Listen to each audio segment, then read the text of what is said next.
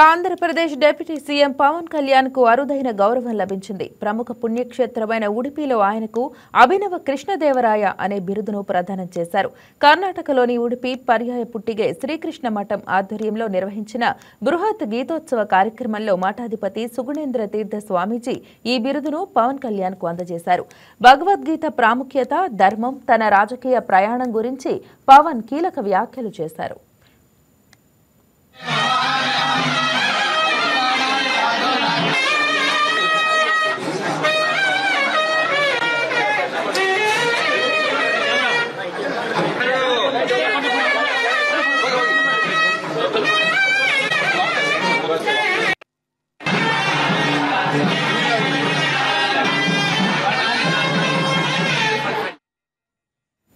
ఈ కార్యక్రమానికి తాను ఉప ముఖ్యమంత్రిగానూ ప్రజాసేవకుడిగానూ రాలేదని, ధర్మాన్ని అన్వేషించే ఒక వినయపూర్వక సాధకుడిగా మాత్రమే వచ్చానని పవన్ స్పష్టం చేశారు.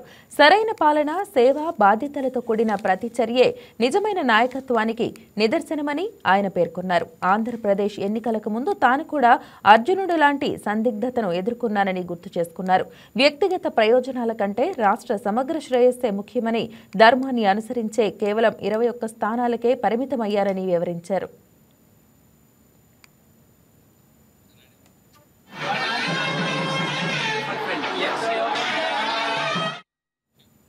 భగవద్గీత అనేది కేవలం ఒక్కసారి చదివి ఎర్ర వస్త్రంలో చుట్టి పూజ గదిలో పెట్టే గ్రంథం కాదని పవన్ అన్నారు. జీవితంలో ఎదురయ్యే ప్రతి నిర్ణయంలో, ప్రతి గందరగోళంలో, ప్రతి అంతర్గత పోరాటంలో గీత మనతోనే నడుస్తుందని, మన కురుక్షేత్రాల్లో స్థిరమైన తోడుగా నిలుస్తుందని తెలిపారు.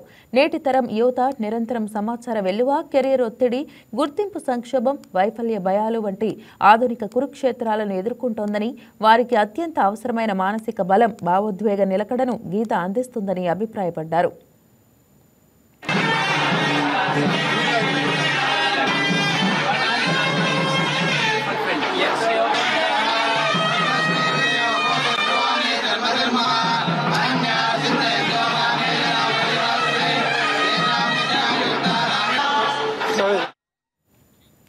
మన కర్మభూమి ఎన్నో దండయాత్రలను తట్టుకొని నిలబడిందని, ఆయుధాలు లేదా సంపదతో కాదని, ధర్మాన్ని సజీవంగా ఉంచిన గ్రంథాలు, సాంప్రదాయాలు, సాధువులు, పవిత్ర సంస్థల వల్లేనని పవన్ ఉద్ఘాటించారు. ఐన్స్టీన్ నుంచి ఓపెన్ హైమర్ వరకు ఎందరో ప్రపంచ మేధావుల ఆలోచనలను గీత శతాబ్దాలుగా ప్రభావితం చేస్తోందని గుర్తు చేశారు.